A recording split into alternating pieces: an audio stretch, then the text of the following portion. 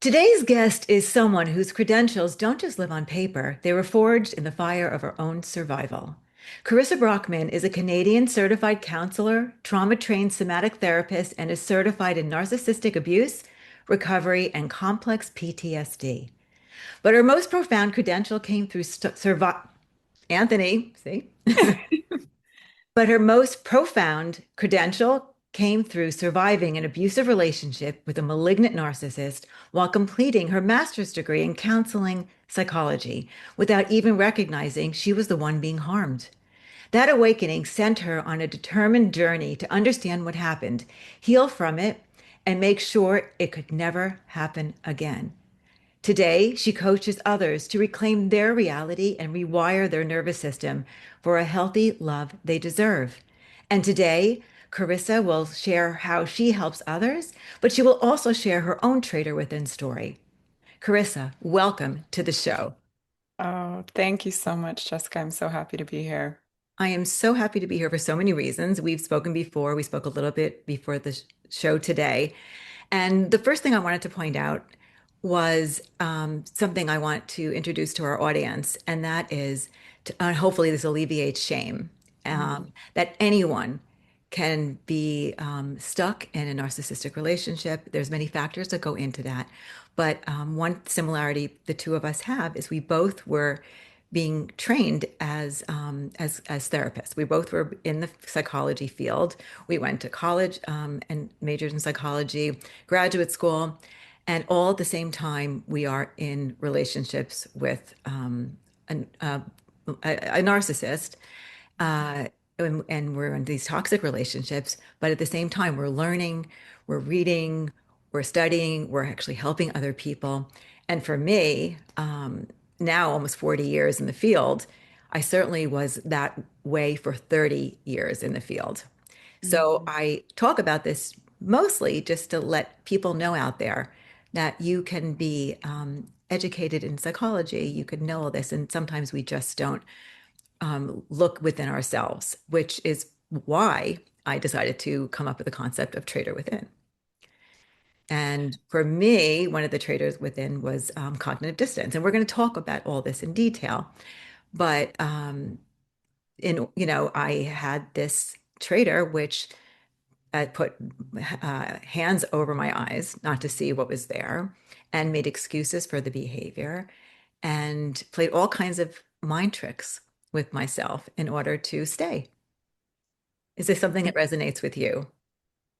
So much. And, speaking of our shared history of being the supposed experts in the field of how to help people out of these things, I remember coming out of my relationship and the therapist I was working with at the time. I had never even been exposed to the concept of narcissism despite being in graduate school. It's very, very under Mhm. taught about, underspoken Yes. about. It is just not present yet. But she shared an article with me that was referring to the match made in hell, and it was between the educated empath and the narcissist. Mhm. And that concept of the educated empath really is why there is, I think, so much overlap in so many stories of being, the person working in some version of a helping field or playing that role for people in their life or considering themselves an empath and being very much the target of the predator that's looking to exploit those very otherwise beautiful qualities. But it's like the ultimate supply. So Well, that was eye-opening. right, because well, and also we had the knowledge to excuse their behavior. We had the knowledge to go back in their childhood and say, oh, and feel the empathy, feel for them and their pain. Because people who do act this way, there's reasons why. That doesn't mean we should be in a relationship with them. It doesn't mean the abuse is okay. Mhm. You know, And it's for a that is therapist to understand. well, exactly, and Right. that's kind of the crux of where things start to overlap too with some of our earliest beliefs we have about what does it mean to love somebody, what is required of relationship. We're not really we all show up with different relationship blueprints. Mhm. We kind of pop into Mhm. the world, and it's like, hey, here I am, but also my needs are completely dependent on those in my vicinity, like my immediate caretakers. I am completely vulnerable. So Mhm. survival and attachment are hand in hand. And even part of my, shame story for a while was going, I had such a beautiful childhood. I had such loving, supportive parents. I was surrounded by so many opportunities. How in the world did I end up in a relationship where I was excusing someone's behavior to the point of making an attempt on my life, and I didn't even leave at that point? Like, how could I have Mhm. possibly got there? I Mhm. don't have the story of having to survive my childhood and finding a similar partner. And what I'm really finally kind of understanding in the world of trauma is that the trauma isn't what happened. It's not the story of what happened. It's how did I interpret that? What did that do inside of me? Um, and that can happen very much overtly through experiences that were very unsafe childhoods, very unsafe caretakers, very, whether it's active harm or neglect. We can have a lot of those experiences. We might not have had those overt experiences. We might have had a childhood that when we look back, we go, I don't know, I didn't have it that bad. It seems like it was maybe even pretty good. But we can have these experiences of learning, okay, here's the innocent story for me. I was the firstborn in a family that I ended up having three more siblings. Mhm. Our little nervous system is experiencing all the love and connection and support. And then the next thing we know, it's shifted because another baby shows up. Mhm. Right. That in itself can Mhm. actually start a trauma story that says, Mhm. "Oh, suddenly this feels threatening. My needs are going away. Right. I need to figure out who do Mhm. I need to be? What do I need to do to be worthy of Mhm. love?" So maybe I start to learn the role of helping and supporting and caretaking, and maybe, my parents are overwhelmed with the emotions of a new baby, so suddenly there's not as much space for my emotions. So I start to learn my emotions are too much. Or, I mean, we have Excellent all of point. us, right? Excellent points. Yes, And I that agree. starts to be these foundational beliefs Mhm. around what do I need to do and who I need to be as I move through the world in relationship itself. So there is something that when we talk empathy and we talk high empathy, there's a belief system that says, actually, I have to be the one that's caring. Sometimes empathy is actually a bit of a trauma response because in Mhm. order to be safe, I needed to be highly attuned to the emotional Mhm. states of those around me. And so learning to explain the behavior through the lens of understanding, through the lens of, well, if I can see the pain, then I can be the one to swoop in and fix it and heal it, Mhm. right? And that is very, very vulnerable when And we confronted with a narcissist. fail what it feels like too, because you Yeah. can't do that for them. They have to do that for them. So we're failing constantly. So what does that do for us as well? Well, and that's part of why I think it's really helpful when we do explore. I would do a lot of work in the world of internal family systems and parts work and looking at those young parts of us holding the beliefs, because the truth is many of our beliefs are coming from a time when we didn't have the awareness that we have now. We didn't have the understanding we have now. We didn't know, oh, my caretaker can't show up for my needs in this way because they're currently going through their own mental health crisis or Right. financial concerns or relational Mhm. trauma, and that's why they're not able to meet me. And it has nothing to do with my worth, right? We Right. don't know that. All we know is that if I'm not getting all my needs met, it must be me. This is the Mhm. only And solution, children right? always think that way. Because we have Very nobody else right. is giving us the context for Mhm. any other answer. It's I'm Mhm. looking around and it must be me. And so that's why there is always this core wound of unworthiness. And now I'm Mhm. figuring out what I need to do and how I need to be. And I don't have somebody explaining that, hey, it's not your responsibility to fix something. Mhm. You actually can't. You actually Mhm. can't hold, as try as you might, you can't hold their emotions for them. You can't fix their pain for Mhm. them. But we might be getting some of those messages back, that we get the positive Mhm. affirmation when we do something that says, "Oh, you make me feel so much better." Mhm. Oh, thank you, and so we start to interpret it from a lot of our beliefs are through the lens of a 7-year-old, through the lens of a Yes, 4-year-old, even absolutely. pre-verbal body memory that is Mhm. telling us what feels safe, dangerous, life-threatening, that our nervous Mhm. system is kind of guiding us through. And I think where understanding the nervous system and understanding the way the subconscious runs can Mhm. really, really, really help break through that shame piece and start to provide a lot of self-compassion, because our assumption is I am moving through the world consciously. I am the one deciding who I'm pursuing relationship with, what kind of career I'm going down, what I'm eating today.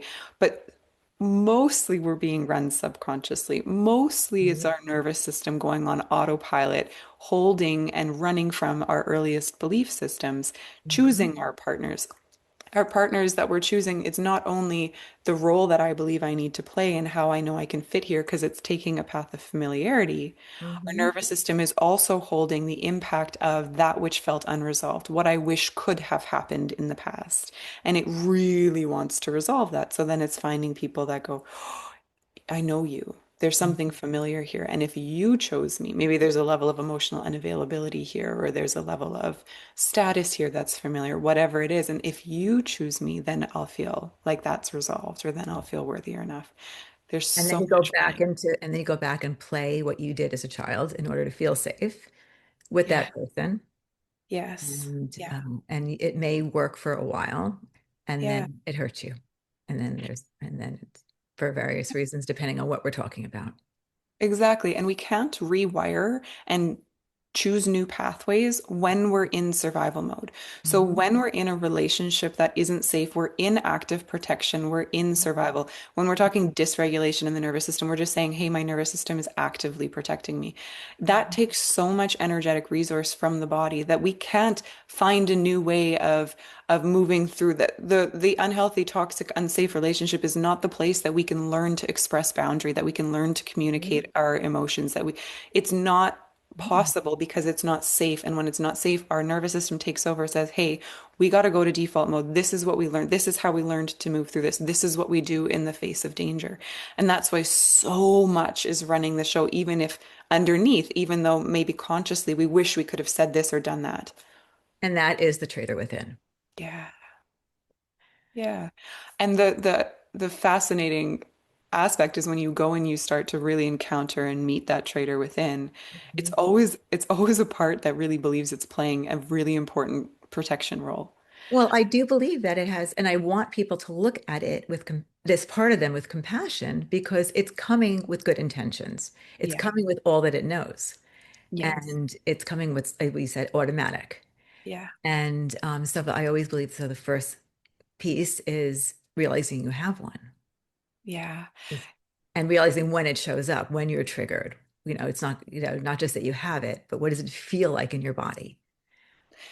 Yeah, and that triggering is that implicit body-based memory. Janina Fisher is just such an amazing teacher in the world of complex PTSD, and she Mhm. talks about this concept of we have conscious memory, which is, hey, I can remember doing something last week, and I know that when I'm thinking about that memory, I'm not presently there.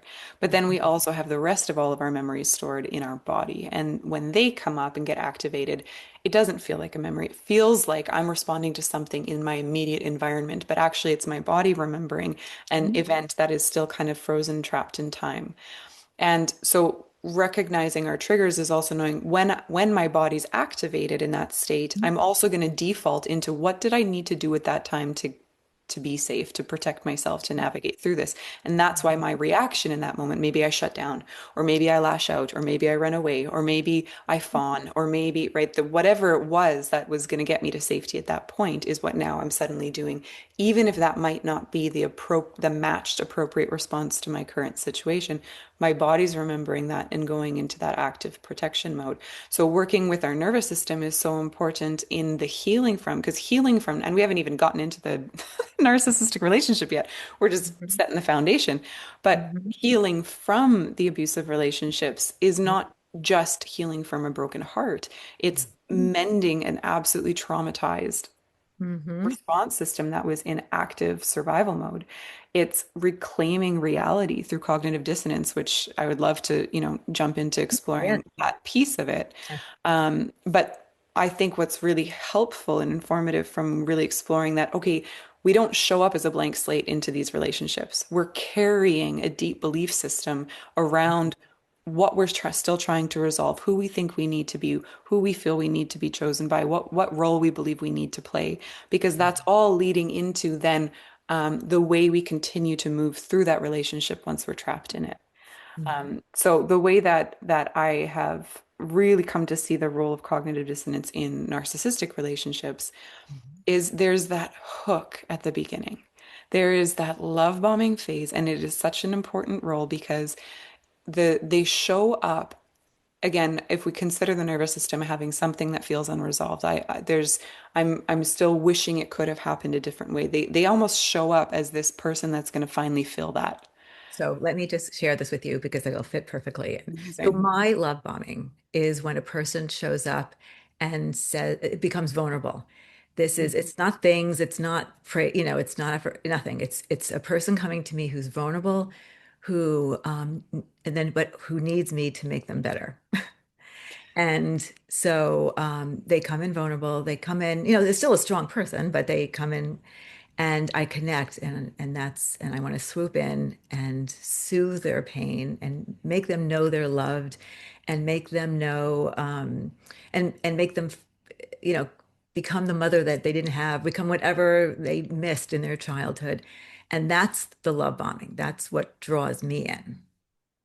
And I have a very similar Mhm. pattern for that too. And what I came when I was kind of unraveling the layers after, came to realize that one of my underlying relationship blueprint beliefs was I have to be needed to be worthy of love. Mhm. So I don't know what to do with a person that shows up and doesn't need me. That's really threatening because why would you be with me? I have a belief in place that says I have to be needed to be Mhm. worthy of love. So when you show up, and the narcissist very often does that, they are the perpetual victim or hero. They're never the villain, but they Mhm. show up and they kind of that's that empath trap. Mhm. They hook you in with that empathy by saying, here, let me just let you peek into my deepest Mhm. wounds.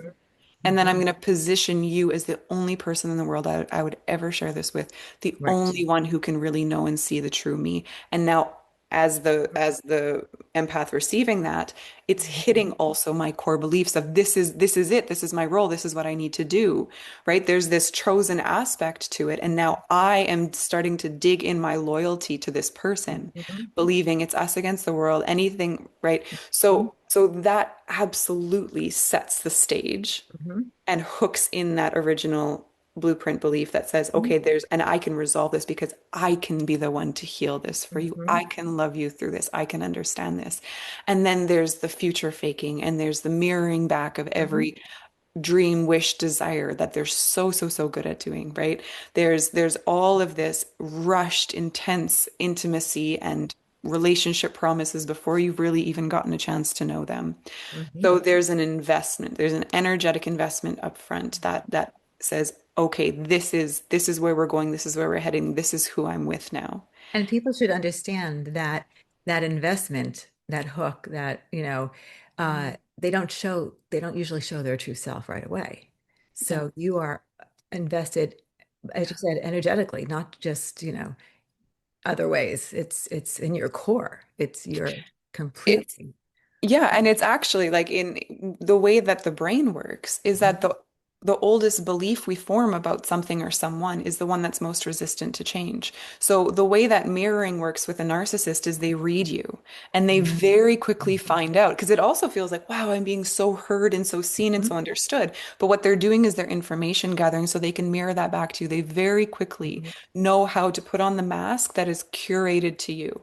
Mhm. That was something that even after my relationship, I found out that my ex, when he was with different members in my family, he would be a different mask. He knew with my Mhm. mom there was something about her faith that was really important, so he'd be like quoting scripture to her, right? And then when he was with my dad, he knew sports, and he would be like there would be a different mask depending on what information had been gathered around the person. But we are trusting that is the true mask because it's just emotionally so intense. We're getting flooded with dopamine and all of the other chemicals, and we're investing in this is who I believe you to be. And you're right, it's Mhm. not the narcissist behind the mask, it's the mask that is Mhm. being presented. But that is the belief that sets the foundation. Mhm. And that is so resistant to change. I believe truly, and I'm investing in who I believe this person is and the relationship we're going to have. And when they show that mask, many times we may see it for a second, and that's when my trader within would come in. So I may initially see it and maybe Mm. even call them on it. And then my trader within will swoop in, it's like, which is cognitive dissonance, part of Yeah. it, will swoop in and say, oh, I'm too sensitive. I'm not seeing things correctly. This can't be. Or this is what happened in their childhood. It's not really them. They're just acting this way because this is how they're triggered. And, I can make that better. So. And that's exactly how it convinces. And the reason it does that is because there's that moment where the mask slips, where they'd say or do something that is just so very not in alignment with who we believed that they were. It's Mhm. like, what do I do with this information? And cognitive dissonance is I'm holding two realities that Mhm. cannot be consolidated. They contrast. This is a person that I believe that they are. This behavior does not match that at all. So I Mhm. have to figure out subconsciously in a matter of milliseconds what to do with that information. Now, Mhm. path A, I accept that this is actually they just showed their true self. This Mhm. is who they actually are. But Mhm. especially for, someone like I'll use myself as an example. That would mean admitting that I got tricked and I was in a relationship with an abusive person. I had Mhm. genuine ignorant naivety that I could and would never be in a relationship with an Uh-huh. abusive person. I was, up on my high horse doing my Mhm. master's in counseling. I was going to be the people to help them out. I was the person who said, "Oh my God, why doesn't she just leave?" I had no idea what psychological warfare was. I had no idea the Mhm. mechanisms that get you trapped. I didn't know that actually anybody can get pulled in. And they weren't teaching it. I mean, so No, in school, and certainly not when I was going, but they no. weren't teaching. You did have the cycle of abuse, and now it fits into what we know now, but it wasn't talked about this way. And the cycle of abuse, as discussed, is still very much from an outsider's perspective, in a Mhm. way of Good like, point. here's what the abuser is doing. But what is really much, and I mean, what you're exploring with the traitor within, and what I'm really passionate about right now is understanding, yeah, but what's happening inside of me? What Mhm. happened psychologically, subconsciously, in my Right. nervous system, inside of me that actually altered my entire reality? Mhm. That why does that cycle work, right?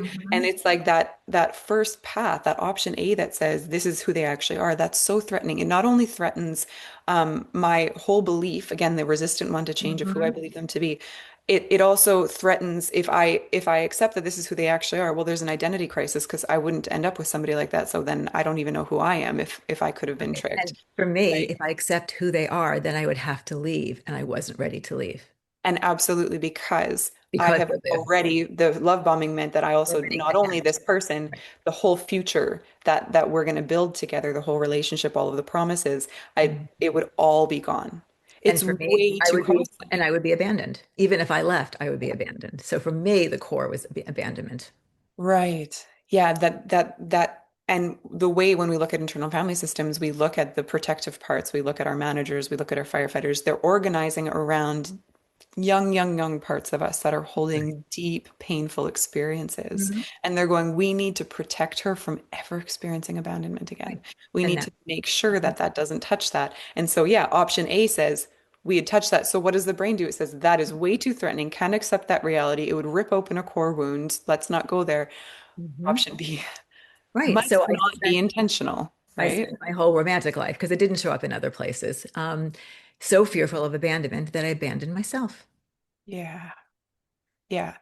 And that's where there's also so much healing repair work. And that's why the self-compassion piece of coming to understand what was actually Mhm. functioning underneath Right. um, can be the most important healing work that we do. Mhm. Um, when we understand why your whole system organized to try to protect you from that Mhm. experience of abandonment, from opening Right. that wound, and Mhm. that was in the best, what, those parts of you believed was in your best interest. Mhm. We can come, instead of saying, how could I have, we look into those parts and we go, oh, of course. Mhm. Like, to me, those are the two most healing words on our healing journey, when we can go like, oh, of course I did that. Of course, that was the only way to make sense of it. Mhm. Of course, I needed to just dig in harder and push Love that that. direction, Mhm. because then there's a softening and going, oh, yeah, And okay, lessening of shame because you had no choice. exactly. And it wasn't choice. It's really not conscious choice, Mhm. because Right. it's the survival system taking over. This path's too threatening. I need this path to not be true. I am choosing this path. Now this means I have to make sense of that behavior. Mhm. So that's where, again, this is that educated empath hook. I have to make sense of that behavior. So if it's intentional, they're not the person I believe, too threatening. Therefore, it must not be intentional. If Mhm. it's not intentional, well, what's the solution? It must be a symptom. It Mhm. must be the symptom of, and then we go into their childhood wounds that they've showed us that we would, decided we need to love them through. It's their Mhm. addiction, it's their financial trauma, it's their ex, right? That was horrible. It's their Mhm. whatever the story is that they've fed us about their victimhood becomes Mhm. the source of the what we're going to now consider to be the symptom. But that split means I'm now following a reality that says their actions are not their fault. Their Right. actions are not truly them. I Mhm. believe that I know who they truly are, and it is now my mission to fix whatever I think is causing that symptom so we can have that beautiful relationship and they can be that person I believe them to be. And often that becomes all consuming. Yes. Yeah. Because now I need it to be true. Hmm. Right? And that goes deeper and deeper because also the further I go here, the more I'm also investing in this relationship. And that's not just energetic investment, time investment. That does become financial investment. Mhm. Maybe there's children, that maybe there's a marriage, maybe there's a house. There becomes more, the further that we go down, there's this kind of Mhm. sunken cost fallacy that says the only way through is through. I need this because it Mhm. becomes more and more and more threatening to consider that maybe they're not actually, that foundational belief of who they are is not actually true. That's Mhm. so threatening. That idea in itself feels like it could kill me. Now we're getting further and further, but we're severing from our body's intuition. Our nervous system is still living in a relationship that Mhm. is sending screaming signals going, this is not okay. I am not safe. This is like weird. This does not feel good. Mhm. But the brain is living a different reality that says, no, that their behavior isn't who they truly are. It's our job to fix it. It's our job to heal it. Mhm. It's our job to understand it. It's our job to find the solution. Right. If it's not their fault, then now we're also very, very vulnerable to gaslighting because Mhm. they're gonna deny all accountability. They're Right. gonna Darvo, right? They're gonna deny their anything that we bring forward to them. They're gonna immediately attack, and then Mhm. suddenly now I find myself being blamed for everything that's happening in the And relationship, I'll take the fault. and I I'll take the I took fall the fault. because it's actually less Mhm. threatening. Mhm. If it's my fault, then at least I can do something to fix it. If it's their fault, I might be wrong about who they are, Mhm. right? It's like that cognitive dissonance doesn't let me even consider it to be their fault. I Mhm. actually kind of need to assume that it's my fault. Mhm. I also start to believe the things that they accuse me of because I'm living this split reality where my nervous system is screaming, meaning I'm much more hyper reactive. I'm Mhm. not chill and settled and like the best calm, cool version of me. I'm dissociating or I'm freezing or I'm because my nervous system is in an environment that it's actually appropriately responding to with protection mechanisms. And we have to remember the outside world doesn't see this person, which means it's not showing you, and you don't see them acting that way with other people. So it's another, Exactly. you know, it's Yes, not and that's again. that that is absolutely part of it because the outside world is saying, yeah, they're amazing, they're wonderful. What are you talking about? Because the narcissist needs supply and control, and they get supply from the Mhm. outside world. This Mhm. is this is a huge piece that people ask me all the time of going, why can't they just be like I see them be so great to everybody else? Why can't they do it to me? Which again feeds it. It must be me.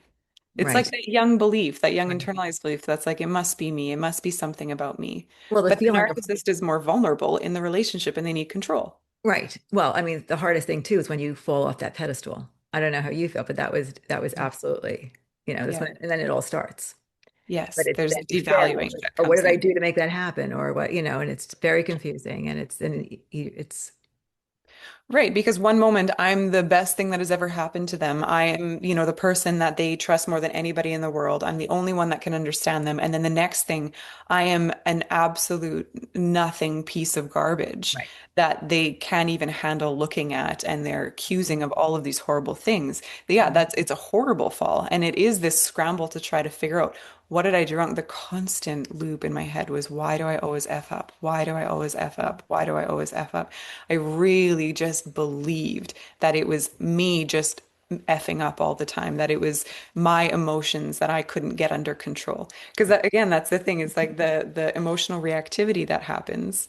Well, Mhm. that's because the nervous system is screaming, I'm not safe, but the brain says, no, that's not the reality I'm living. So I don't understand why my emotions feel dysregulated. Which Then is I'm crazy just making. feeling crazy. Yes, Right, it's it's crazy literally why making. it's called And then crazy listen making. crazy. Yes, I had many incidents where I found myself beside myself like kind of, almost when you're watching yourself, Yeah. just screaming at the top of my lungs, just begging for situations to stop, just losing my absolute mind. Hmm. And then woke up the next morning to a notice on the door that had a noise complaint against an hysterical female. And it was like this almost felt like objective proof that was, and he used it, of course, to say, see, Hmm. you are psycho. You are crazy.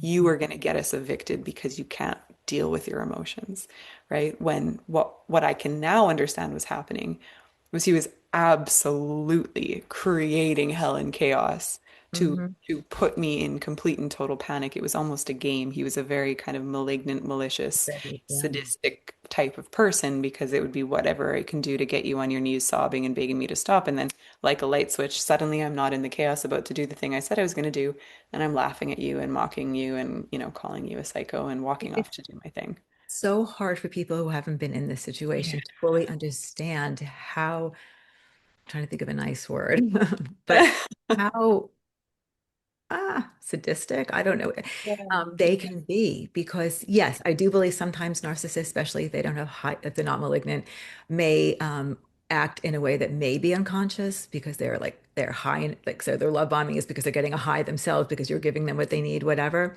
But there absolutely is a big part where they consciously do what they do because Yeah. they choose to do it. They choose not to do it in, a public situation. They choose to do it in private. So there's the piece where they absolutely do this on purpose and get supply by the high of Yeah. succeeding. Because there's the protection for the narcissist is I feel powerful when I feel in control, and a Yes. person kept in chaos is easier to control. So Hmm. right, you can't accidentally manipulate somebody. You have to have some conscious awareness of what you're doing, because you have to know that if I say this, do this, press that button, pull that string, it's Hmm. going to get the desired reaction from you.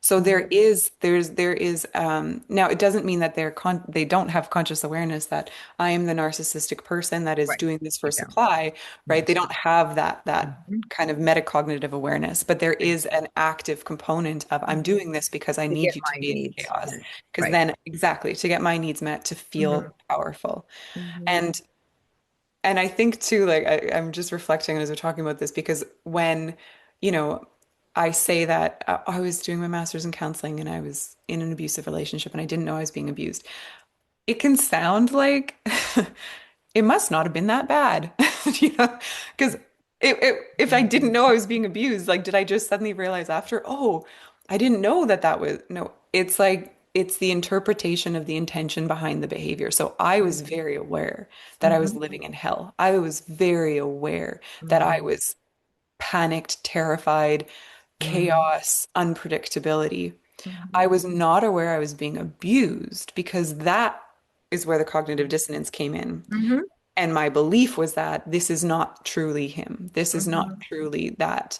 I Hmm. really think that it needed, and uh, this is like a tricky one, because in no way will I ever minimize the impact of domestic violence and physical assault. Hmm. Um, that is a trauma that is horrendous to go through. And it doesn't ever show up without all of the psychological warfare happening Hmm. first. Absolutely. Where there was actually, when it got to that point in my relationship, this first time that it happened, this really wild encounter with relief. Hmm. There was this almost like momentary validation that something finally happened that was objectively not okay, because everything else that happened, there's no Hmm. accountability. There's denying of my reality. There's blaming me for it to be. And it's like this moment where I'm on the floor because I had just been, shoved down, of going, it was like a lucid moment of awareness Hmm. that I immediately then went back into the cognitive dissonance. And it was like I could see that momentary relief that then got pulled back into the Again, psychological warfare. unless you're in it, I think it's really hard for people to understand. I mean, for me, at 17, I was literally knocked out in the streets of New York, carried unconsciously into the back seat of a car with another couple that helped carry me in. I went home, was dropped off, don't remember some things walking into the house, woke up with blood. And then all I cared about was the next morning, is he going to show up or is he not going to talk to me? Because I yelled at him, which is why he He hit me Yeah. when I fell down. And when he came at 10:01, I was so relieved that he still wanted to be with me. Yeah. And he didn't talk about what happened, that it must not have happened, or it wasn't really, and then it just goes away, gets filed into, you know. So it's strong, the cognitive dissonance. It's a strong Yeah. traitor. It's It's so strong that mm, um when I share with people that, there came a time where he made an attempt on my life, people go, "Oh, so that's when you left." Right? And I'm like, "No, that's mhm. not." Right. The next morning, just like you said, right? I tried to address what had happened. And I Mhm. don't have full memory around it. Like I don't know how I got out of the situation. There is a kind of a trauma blackout of it Understand. started and then I don't know how I got released from that. Um, but what I do know is that the next morning when I tried to address Hmm. what happened, there was this immediate anger, aggression, because of course I'm trying to hold accountability. Right. And there was this, I knew that you were going to hold this against me forever. I can never be with you. You need to leave now because you're never going to forgive me for this. And Mhm. that threat of, everything I had invested in, I had the beliefs around, love is for better or for worse. I had a story I was trying to resolve through this. There was children that he had that I was had sworn to never abandon and was sworn to protect. It was like in that moment, all of that got activated and Mhm. said, I can't lose everything. Mhm. I need to just apologize Mhm. and Mhm. pretend like it didn't happen and go make him his Americano. Mhm. And I really agree with you that it's like, how can you comprehend that unless you've been through it? It was, I think, very much, and I'm sure, this is like one of the classic psychology studies that anybody took intro to psychology, but it's like the Milgram's experiment, right? Yep. One of the reasons that was so rattling for people is because there was this belief that said, I would never Right. participate in this. I could never. And then they create Mhm. an experiment that shows actually under particular Anybody. conditions, when told anybody might, press that button, that's going to create Mhm. that electric shock. And Right. it's like it really is rattling into our sense of self and the way we move through the world. Because again, I had a fundamental belief I would never end up in an abusive relationship. Mhm. Um, why do people end up in those relationships? I believed I would never stay if someone cheated on me, and I've been cheated on a lot and not Yeah. walked. So, Um, Dr. Ramani speaks about the like betrayal blindness component, and that is part of that. The way that cognitive dissonance maintains this reality is it's like, yeah, mhm. yeah, I caught him in a moment of very clearly having conversation with someone he was cheating on me with, and then I saw him delete the whole conversation right in front of me, Mhm. and then denied that it was there, and it was as if whoop, it just got pulled out of my head. Right. And I went on because as soon as there was just like there was no resolution, I wasn't gonna be able to prove it. He had already Mhm. denied it.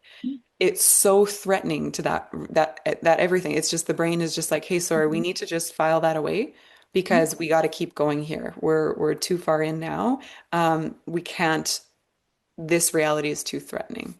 Mhm. This losing of everything, this all the grief that we would have to face, Mhm. way too threatening. So it does. It absolutely just kind of pulls it out of your brain and you just continue onward. I actually Um, believed in my distorted thinking that as long as my husband was sleeping with me, then he was not cheating.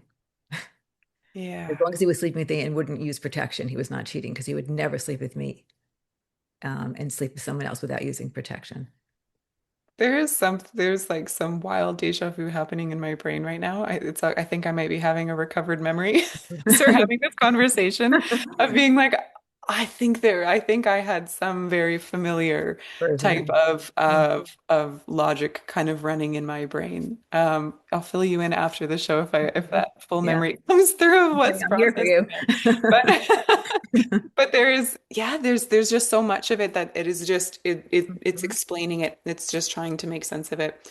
I Mhm. really I really really empathize with those who are in relationships with covert narcissists Mhm. because I think had my relationship not got to the point where it really was a life or death situation. I could not go home that day. It got to the escalation point Mhm. that even there were others saying, "Do not go home. It's dangerous. Drive Okay. away." Like there was a there. I didn't really make the choice to leave. He made it Mhm. impossible to stay, and it's humbling to admit this, but there's a very good chance I would still be there, Mhm. trying hard to fight to make it work, to make sense of Mhm. it, had it not Mhm. escalated to the point that it did.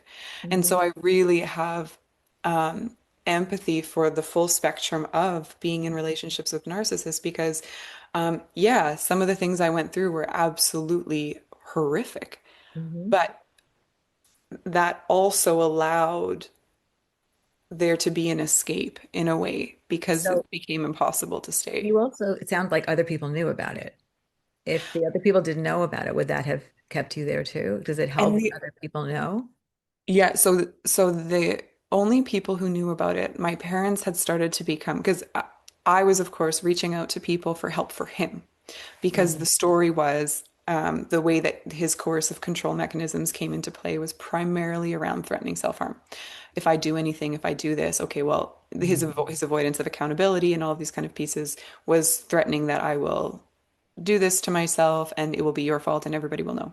Mhm. And he was chaotic and erratic and you know the intensity of what he would demonstrate, and he would put on very dramatic scenes of attempting to you know off himself and hang over the balcony and drive through traffic.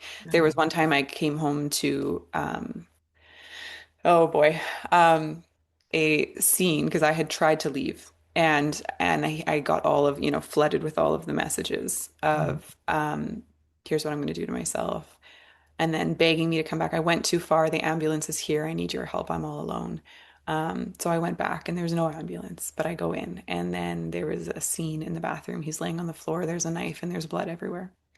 And I go, and I smell vinegar. And I go, I look down at him and I'm like, is this ketchup? And he starts laughing. And he had made this huge scene of ketchup to just traumatize me Yeah, essentially, right. right? Exactly what he did. Um, so there was this kind of ongoing threat around, but it had gotten very animated, and I had gotten to the point of recognizing that nothing I did was stopping this, and in fact, anything I did felt like it was maybe pushing it further Mhm. towards the end. So the only reason I had started reaching out for help was because I believed that he needed some serious Mhm. support that I clearly wasn't able to So it wasn't provide. for you, it was for him. Mhm. It was for him, yeah. Mhm. And so that's why my parents had become, somewhat aware of, and then they were trying to reflect back to me. It seems like no matter what you do, he needs to keep you in chaos, was something that my dad Mhm. said. And I was That's like like, your father. yeah, I was going, no, it's just because things keep happening. It's not his fault, but it was starting Mhm. to kind of question Mhm. it. Um, the reason it all ended up evolving the way it did is because I had been reaching out to his parents going, he needs help. I don't know what else to do. I can't, Mhm. and when I was at work, he had broken onto my laptop and read the messages to his parents that I was asking for help. And for him, that was the ultimate moment of betrayal, meaning the excuse he was looking for to finally unleash holy hell. Mhm. And so, he had gone to his friend's place and was drinking heavily. And that was the first time they saw his rage about me. Mhm. And they recognized that I would not be safe to go home. That was the first time that there was an awareness there. And that's why they were texting saying, hey, don't go home. Mhm. There had also been the like angel of a human who was my coworker, who a week before had just she had maybe sensed, I'm not sure, Mhm. but decided to open up to me on a lunch hour walk about her previous abusive marriage and what that her husband was in jail for the things that he did. And when she was listing to me the things she survived, I was mentally checking off the boxes in my head of what I knew I was going home to. And there was something about, right, it was never an article I read in my master's program. It was never, the studies or the concepts or anything. It was just her sharing her story. And that's why this is something really really profoundly important, I believe, that those of us who have been through it, and it's Mhm. not a burden that anybody needs to hold. If you don't want to share your story, that's not something that is ever your responsibility or need to do. I certainly had no interest in telling my story for the first few years. I needed to protect my right to heal. Mhm. But what I recognize as the importance and the power of story is that it's something, it can kind of cut through the illusion when we That's can right. feel witnessed in something somebody else is what when I can see what you went through and I can validate it for what it was. Hmm. And Oh, suddenly yourself that shifts it. and Yeah. then possibly seeing yourself. Right. Yeah. So that was kind of what had Mm-hmm. all led up to the point of Mm-hmm. no return, essentially. Mm-hmm. Um, but then the cognitive dissonance doesn't end once you leave. No, and that's an important piece because Yeah. people will have a tendency, and part of my problem was I did this, but people have a tendency of then thinking, that they can just keep going. So I don't remember how many times, but I think I heard 7 times people will return to relationships Yeah, on and average. back. Hmm. And yeah, so it's not an easy breakup. Even so, the whole world may say, thank goodness you're gone. You should be so happy. Yeah. The stuff that people come out with, you know, you're. Well, because I had read some books that were speaking to this story, but then they ended at the point of the relationship ending. And Hmm. in my experience, it was like that was only the beginning of Right. starting to unravel the mind F of what I had lived through because just because you leave, your nervous system has no idea that you're out or that you're safe now.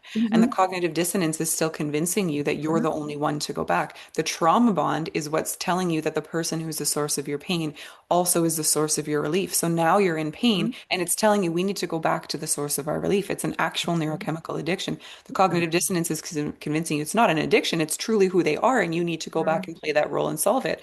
So even though I got to that point where, there were some awareness happening that what I was living wasn't okay, I did need to kind of escape and run. Well, my family was like, they just wanted me to be angry. They wanted me to hate him. And they were so confused as to why I was in grief, why I felt so guilty.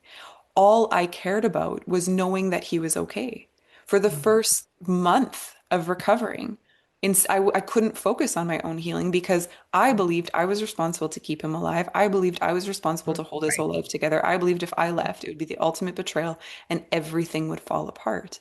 And Hmm. so that whole, mind F that's got you trapped in there does not resolve just because you're out. In fact, it can start screaming even louder to get back in, which is one of the reasons, again, it's so important to know that other so that we can start dismantling some of the shame of all the times that maybe we did go back, right? Hmm. All of those times that there was maybe an attempt to leave and we ended up finding our way back in because that that whole reality is still pulling so hard. The nervous system is still thinking it needs to go here. So healing is not just from the broken heart, it's needing to reclaim the reality. But reclaiming the reality means having to face deep, deep grief. Right. Right. My whole relationship was based on trying to make sure that he stayed alive. Hmm. I was doing I poured, you know, I took out hundreds of thousands of dollars of loans, to try to fix what I thought was the cause for all of the chaos that was happening in our life. I was willing to do anything to keep Hmm. him alive and to recognize and learn and come to start to resolve who he actually was versus Hmm. who I believed him to be, meant that the person that I had been willing to do everything for didn't exist. Right. And in essence, I experienced that death anyways because he was no longer that person You was thought it was him, and then you yeah, had to experience the grief of what you thought it was, what you thought the yeah, relationship was. and what I was willing to Right. endure, sacrifice, Mhm. just about lose my life for And wasn't time, real. time, and Yeah, and and then whatever you thought your future was going to be, yeah, exactly. It's a very threatening process to heal and the loss because of you in the yeah. relationship. Yes, and this is why the working title of the book I'm writing right now is There Hmm. She Is Again, because there's this journey home to self Hmm. after of I didn't recognize myself in the mirror for a long time. It Hmm. wasn't until I it was the world of yoga and becoming a yoga teacher because I was crying in all these yoga poses and didn't Mhm. understand why. That opened me up to the world of Mm. somatic therapy, that Yeah. started to understand the traumas in my body and that my nervous system Mhm. is a thing. And, there's so much going on below the conscious awareness Mhm. that I started to encounter me again, Yeah. because that split is I am separating from myself, from my dreams, desires, my truth, my intuition, my knowing, my Mhm. boundaries, my everything, in order to serve the version of them I believe to be real and the reality that I've subscribed to because it was the only option I thought was available. Right. Mhm. And that healing it's like this dismemberment in the relationship, and there's this remembering in the healing. But there's also a loss of innocence because the person you were before, you are wiser. You're not exactly the same person you were. No. No, you can't be, but in a beautiful way. Yeah. There Yeah. is, possibility for a much deeper sense of knowing self, a much more Mhm. expanded possibility for what relationship can be moving forward. Right. Post-traumatic growth is documented as um, like a something that when you are willing to and have the supports and in place to go through the healing and going underneath the surface, it's not just let me try to piece back who I was before. There's a version of me beyond who I've yet been that I can actually now encounter. Mhm. I one of the ways that I've explored my own healing is that it felt like the whole apple cart of my life just kind of crashed and fell apart. Like Mhm. everything that I thought I knew and believed Right. and who I thought I Mhm. was just kind of like exploded on the floor in front of me. Mhm. But had that not happened, I would maybe not have ever taken the opportunity to go through it and ask, do I even want to pick this back up? Is Right. this actually me? How much of this is generational beliefs? How much of this did I just take on as a 7-year-old thinking that that was true? How much there's this opportunity to actually go in, question, explore, and rebuild a version that feels much more authentic to my true nature Well, versus the whole all that subconscious. right. So I'll take two parts of that in regard to the trader. One is y- what someone had asked me. Actually, I went on a recovery podcast, and they said to me, "What is recovery to you?" And I said, "Recovery to me is when the trader within is at rest, and so I can be me." Because when the Mhm. trader within is there, it's preventing my true self. It's preventing me because of all the various different protections it has on me. And then the other piece about going back, and I have this, the visual is amazing of these like I have this image of the balls going here and the whatever the different things are that you're moving around Yeah. and it's figuring out from the inner child or your childhood self. And as you said, you don't have to have big T, little T. This trauma is about how you feel. Yeah. Every child should feel safe. Mhm. And yes, it could be something like having another child, and so you were so used to being always having the attention, and I mean the way children should have it. I don't mean Mhm. and then the tension's taken away, and you may have gotten scared that for whatever reason, I would have been scared that they're going to leave me, they're going to abandon me. I'm not sure where you went with that, but that's what I would have probably gone to. And so it's learning about yourself, learning about what happened, having compassion with it, and Mhm. understanding of what happened, but going through this bag or going through this things, and all this is your story. This is who you are. All this experience. I even think in utero, it starts. You have a mother who's upset, and you're feeling it. And so all this time, and you're going through it, and you're learning, and you have time to grieve it, Yeah. repair, love it, love yourself, not, change things, whatever. But it takes time. And I think that a lot of people, especially in romantic relationships, have a tendency, and I was one of them, and not doing the work in between, going from one to the other and not doing the work they needed to do. So if Mhm. someone comes to you and they just ended a relationship and wants your help, do you have a recommendation of time? Do you tell them they could do it when they're dating? Like, do you have any recommendation that you? Well, the time is really necessary to to have the space to heal, because as soon as we jump back into relationship, we're reactivating all of those blueprints Mhm. that were running the show before. We're also now having a highly, highly unresolved relationship. And remember, the nervous system is holding not just the belief of what happened, but the what I wish could have happened. And Mhm. so it is very likely going to be pulling us towards a very familiar archetype, thinking, okay, well, maybe this time I can resolve it, because that feels Mhm. threateningly unresolved. I put everything into trying to Mhm. fix this, heal this, resolve this, solve this, and I Mhm. couldn't, because the Mhm. narcissistic relationship never, it can't end cordially. Mhm. It always Mhm. ends in explosion, Mhm. and because they're losing control, Mhm. you end up with their narcissistic rage. Mhm. There's never going to be closure and accountability. There's Mhm. never be going to be repair. So it's very, very unresolved. So if we're just going to try to do it differently in a new relationship, Mhm. we're really setting ourselves up against a nervous system primed to try to recreate and resolve that which is so unresolved. So what Mhm. we want is to create the time. And I would say, like, I mean, for me, it took, I gave myself a good 2 years, but I don't think 2 years is the necessary amount. But I do think that there is, um, you know, g give yourself a 3 month start to really have the space to even begin to recreate some safety in your nervous system, because we can't start repatterning new Mhm. relationship um, blueprints from a traumatized system. It's too energetically taxing. So we need this space, and it takes time to build that capacity back in the nervous system and that safety. And then we need this support to go in and understand what Mhm. can I be resolving within, so I no longer need to reach towards the source of my wound, hoping and believing it's going to become the source of my healing. Um, The whole and reason I came up with the Traitor Within was because and I started my first husband I met when I was 15. So I went through three marriages, the same, and other relationships as well because I didn't do the work. So yeah. finally at 50, I said, I can't do this again. I'm going to take years off also, and I'm going to do the work. And I'm going to Well, figure out why. Why did I keep doing exactly. this? And that's where I went in within me. It wasn't, and it wasn't even with I still took time to fully understand the narcissist and that piece, Yeah. but I was going within me. What am Yeah. I doing? Why does this keep happening? I know, like, and I'm helping. I'm a psychotherapist. I'm helping people. Yeah.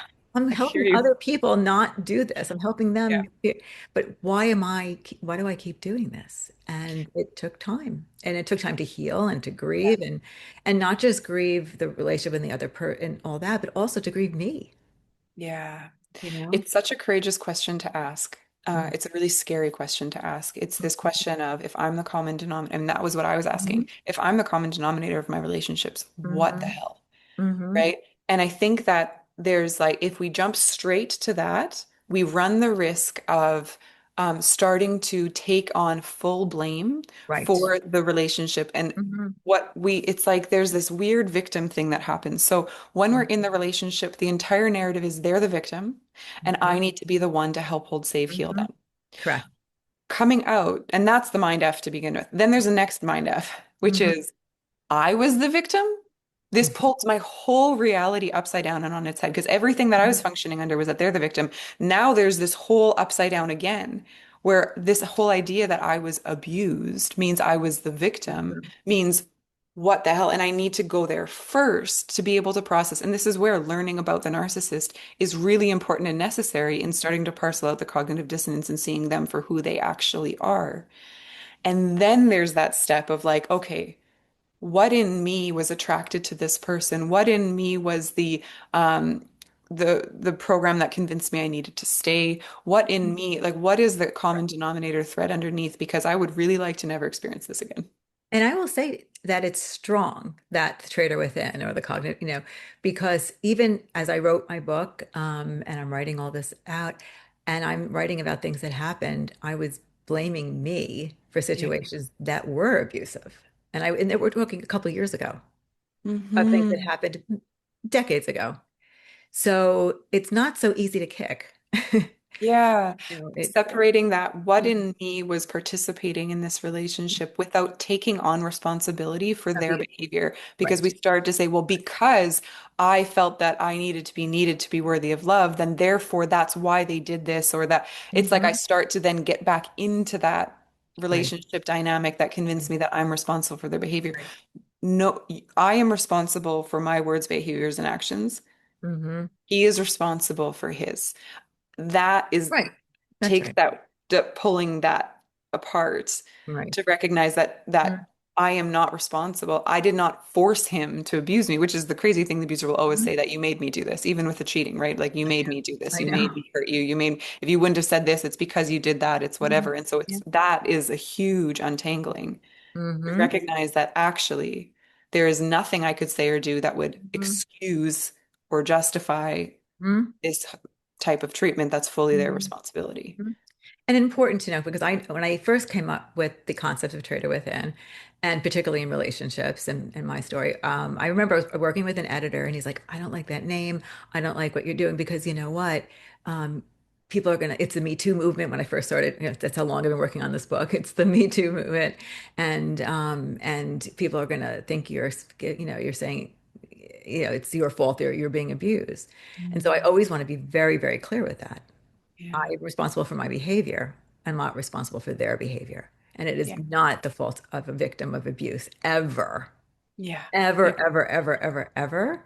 Yeah. But I will empower a person by telling them to look within to figure out why you did, stay or why Yeah. whatever it is that you're doing. But their behavior is never, No, ever your fault. exactly. So, Yeah. And the it's basically like that the concept of the traitor within is like it's all those young kind of frozen in time beliefs that I learned how to move through the world that yes, were at one point in time highly adaptive. They were yes. always that's why it's like, oh yeah, of course that's how I interpreted that. Of course Mhm. that's what I learned to do and how I got my needs met and what because if I didn't do that, then this would happen. So of course I learned to do that. It worked really well. But Mhm. we want to update to our current reality because I'm no Right. longer the 4-year-old in a home where I don't have agency to change my Mhm. environment. I Right. have to adapt to what's there. But now I'm still functioning as if I'm the 4-year-old that doesn't have Right. agency. I need to up, and that's where it becomes maladaptive or becomes Yes. kind of like a traitor, essentially 100%. running the show in the way that is not how I would want to Mhm. consciously, right? And so it's also, I mean, this is where the my next question on my healing became okay, well then what now? Because I still feel like I'm attracted to, if I follow my attraction, I'm Mhm. attracted to this type of person. And that just about killed me. But Mhm. the nice, when I write the list of everything that I want in a person and they're amazing and wonderful, when they show up, they're kind of like boring or they feel like too much or they're Mhm. feeling like, ooh, I don't know what to do with you. Mhm. And I was like, so either I risk being back in a relationship that's dangerous, or I have to compromise on attraction, and that feels gross because then I feel guilty if I'm with Mhm. somebody and I'm not really attracted to them and I'm side-eyeing somebody else, right? Mhm. I don't want either of those. So I was like, great, I'll just be single forever. This is what Mhm. I kind of thought was the only option moving forward.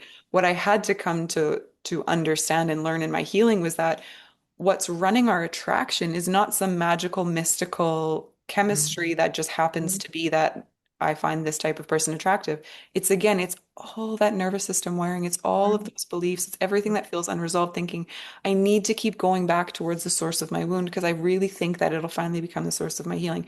This Mhm. is a pathway of familiarity. My nervous system's not going to try something new. It's going to go towards what's familiar because it says, hey, my whole job is to keep you alive. And if it's familiar, at least we've been down this road and we know how to navigate it.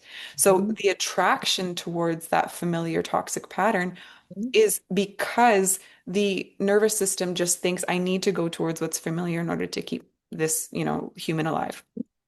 It doesn't know that the actually safe, healthy person is safe Mhm. because it's unfamiliar. That's And familiar. that's Yeah. where actually, that's why the lot of the confusion we experience is I say I want this, which means I Mhm. assume I'm wired for it. But Mhm. I'm and then I'm confused why I keep attracting this old pattern Mhm. again. Like, how did I end up here again? I don't get it. I've been manifesting this and I Mhm. keep drawing in this. And Mhm. it's because when we go in and start healing those fundamental beliefs, updating the system to where we are now, Mm, resolving safety in the nervous system, we actually start to shift, and this mm, can start to align, and we can start to now expand capacity to feel attracted to that which we actually desire to experience.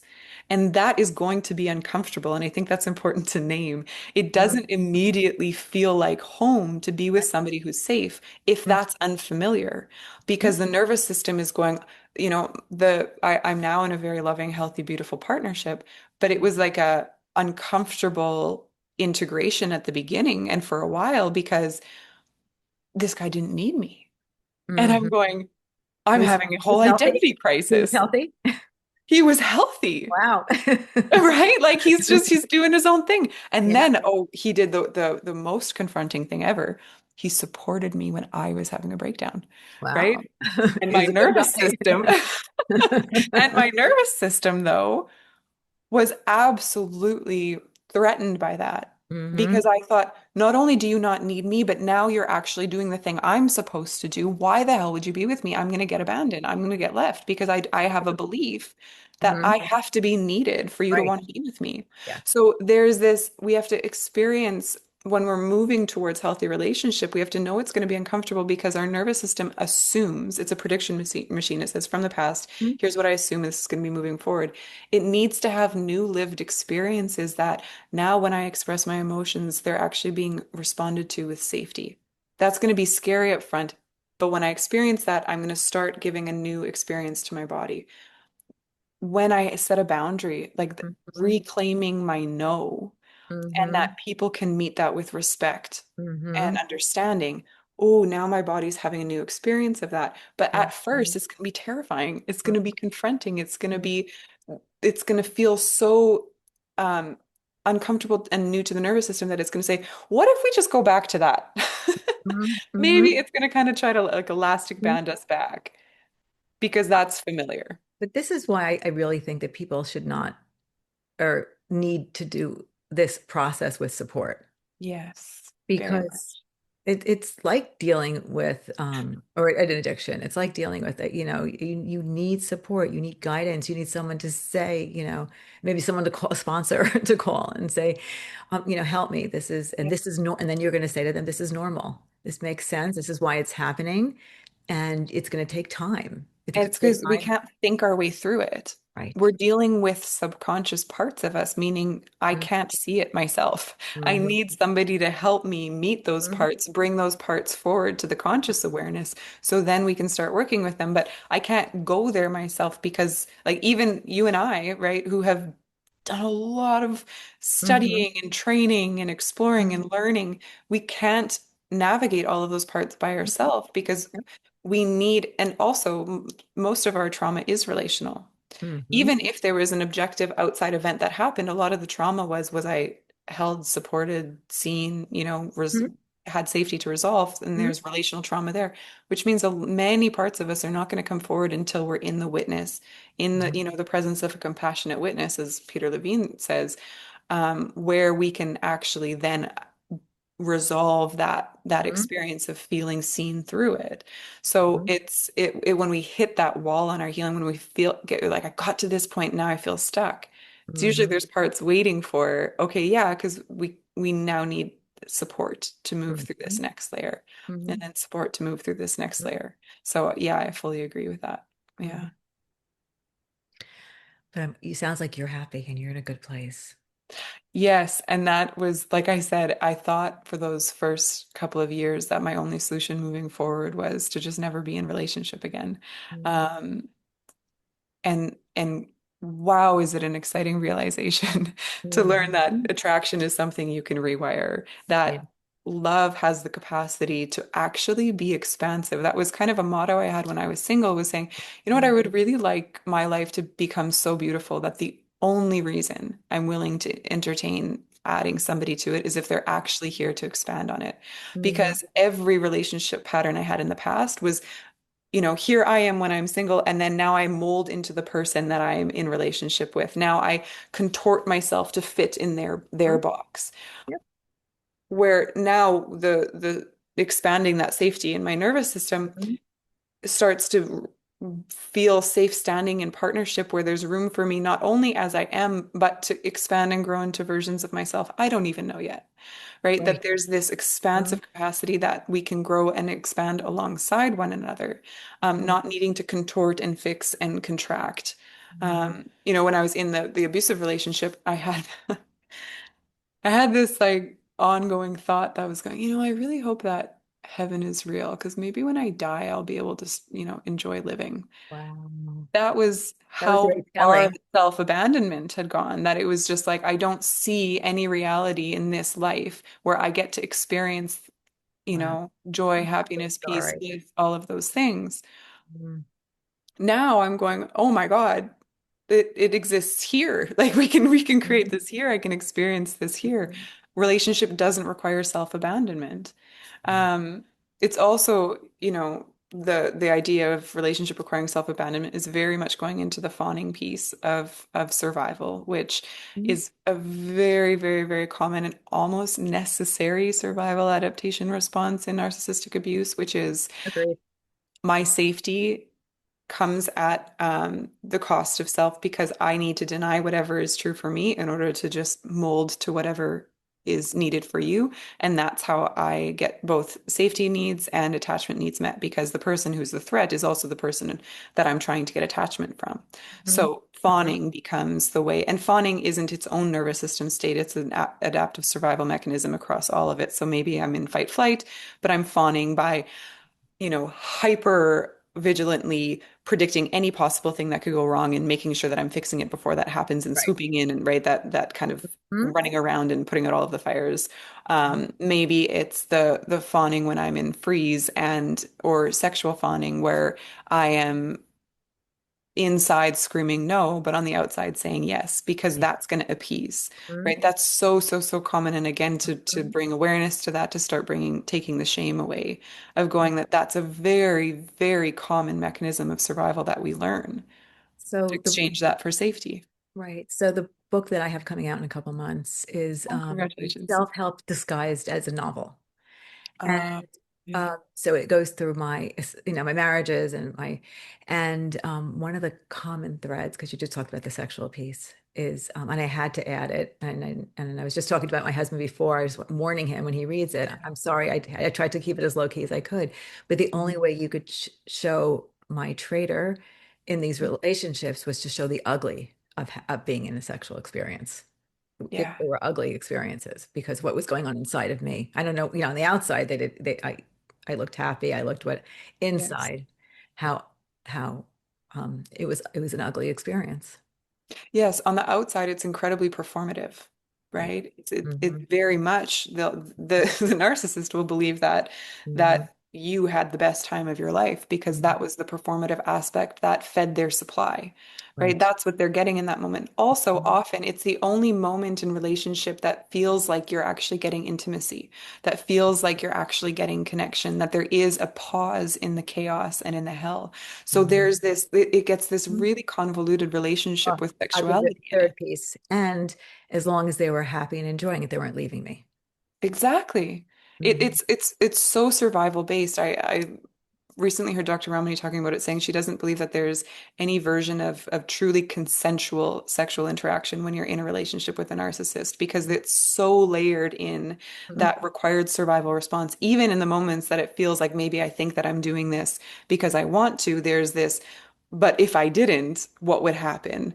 Right. Right? There's Mhm. this aspect of, I kind of describe it as like, if you were in a grocery store with a toddler and they're about to throw a tantrum and Mhm. you're like, it's okay, I'll give you the candy, right? Right. That was me with my body, Preventing. my Yeah, relationship that's right. was I Mhm. was trying to not let the monster come out, that Jekyll Yeah. and Hyde. It was like I just kind of Mhm. learned to hand over my Mhm. body in exchange for safety or for not having to go through hell that night.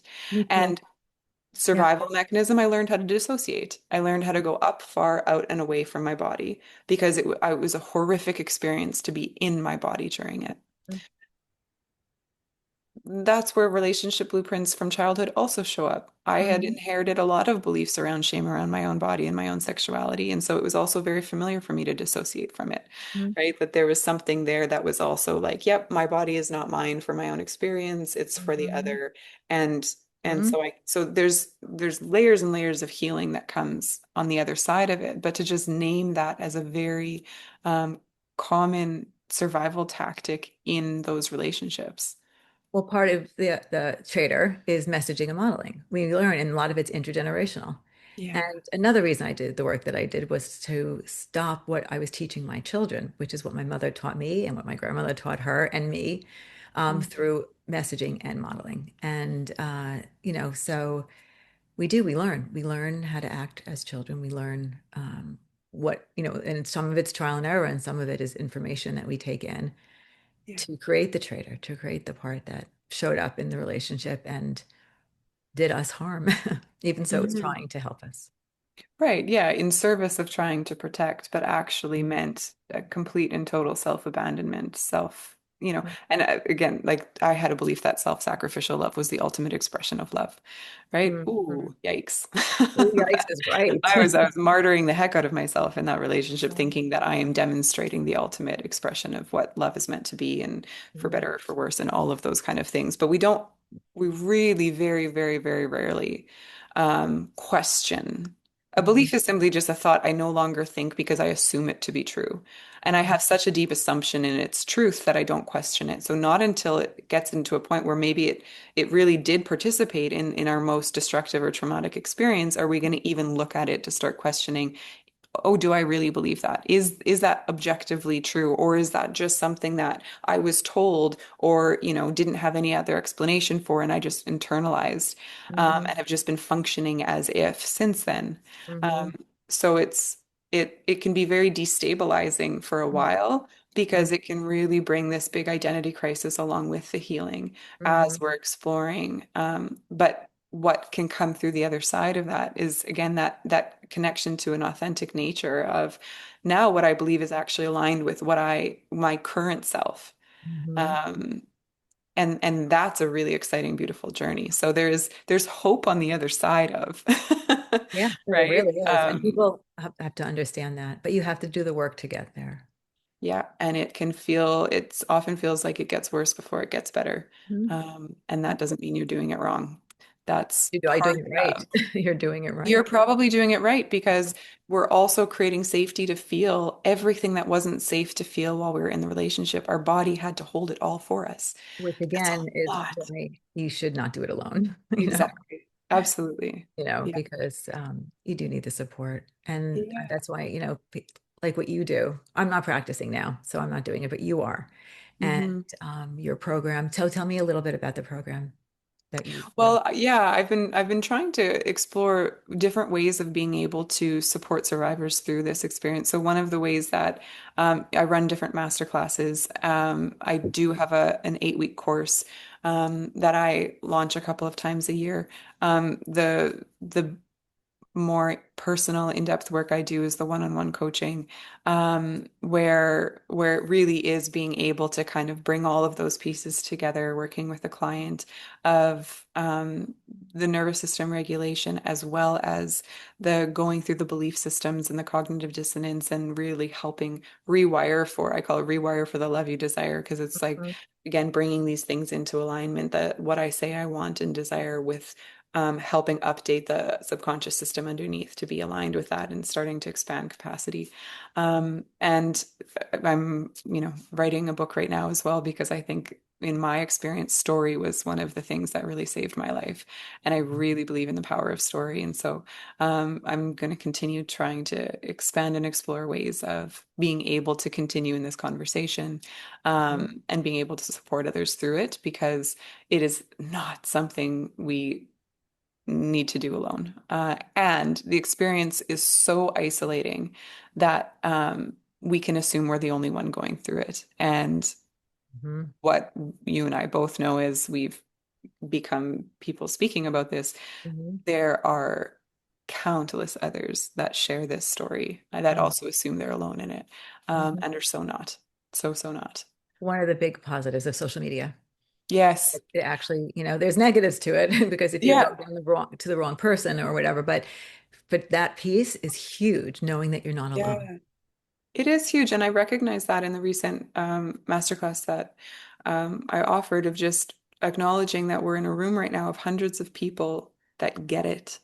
Right. And that being a really, really powerful thing, because trying to explain this to other people in our lives that, have had the fortune of not going through it, so they don't get it, can be Hmm. very isolating and re-traumatizing. So there is Hmm. something powerful about being in community and spaces and on platforms where others that, get it, and it can take away this idea that I'm alone in it, or there was something about me that was why this happened. It can happen to anybody.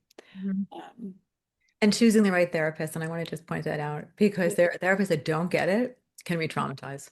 Yes, yeah, yeah, absolutely. That's Um, I would have been the therapist re-traumatizing people Mhm. because I had those beliefs that it couldn't happen to me. I didn't understand why somebody would continue to go back to someone who was harming them. I couldn't make sense of, right? And so I would have been focusing on the wrong problem. Mhm. Um, and I would have been unknowingly Mhm.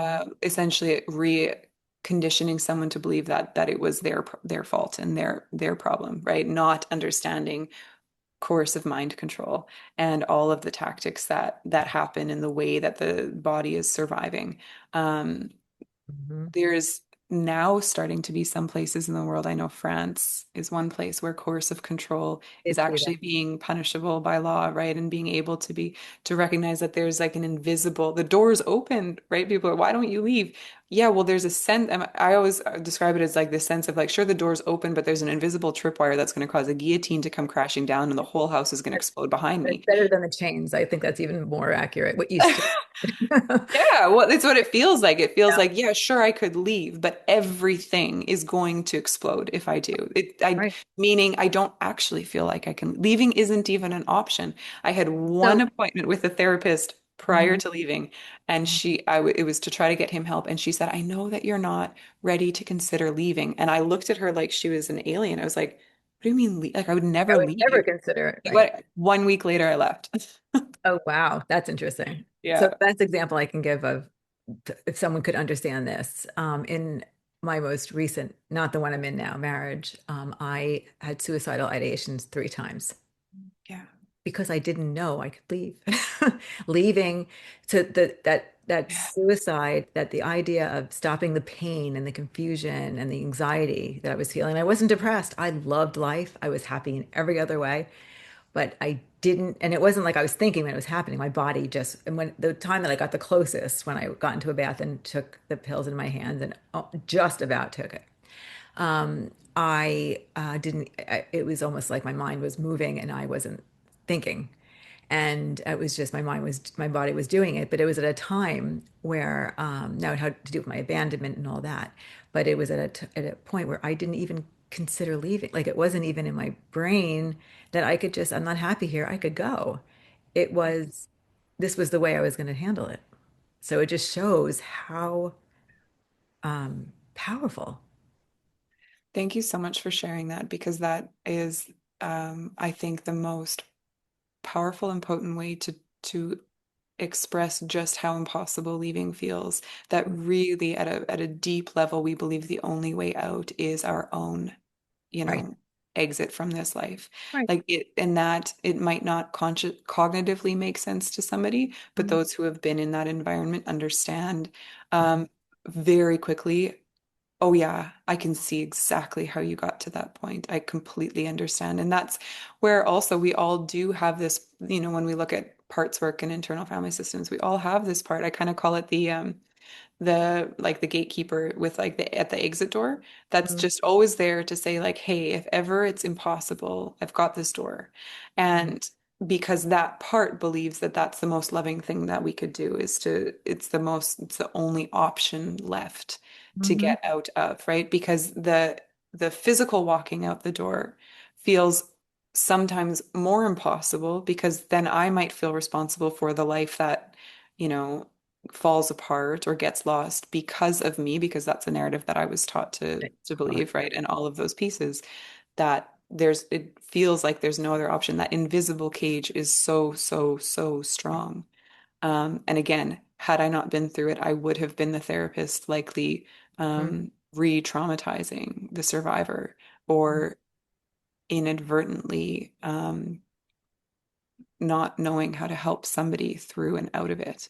Hmm. Um, so, yes, when exploring who to work with in healing from this, practitioners that have probably lived experience or at least a deep sense of Hmm. narcissistic abuse, as well as those that are trauma informed, because it's really a nervous system healing Yeah. space as well. And if you don't do the work, you could potentially do it all over again.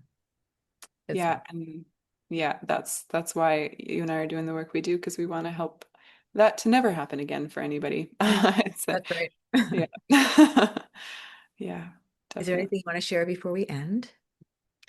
I just really appreciate the space that you provide to be able to have these kind of conversations. I think um, my hope is for that people that listen and see themselves, that what they're hearing through our conversation is a deep sense of compassion for anybody who's walked this journey. That's, I think, more than anything, we were speaking to that before we even hopped on, of going, the reason to speak about this, to explore this, to understand this, is to start dissolving the shame around it, because the shame can be so gripping. The shame can be the very thing that even pulls us back in. The shame and the guilt are such intense experiences coming out the other side, and hoping that as we kind of explore these different layers, we can kind of start to see this sense of, yeah, of course I got trapped. Of course, my system was responding this way. Of course, healing doesn't feel good. Of course, I still miss the person that hurt me, because, it's not just as simple as walking out the door. That this is very layered, and that wherever people are at in this journey, whether they're coming in the relationship, coming out of the relationship 5 years after, still confused why they don't feel healed from the relationship, that it makes sense, and that they're not alone in it, and hopefully we can be dissolving some of the shame around it, as we continue to have these conversations. So thank you. And thank you. Thank you for all that you do for people daily and for sharing on here. Thank you so much. Bye, everybody.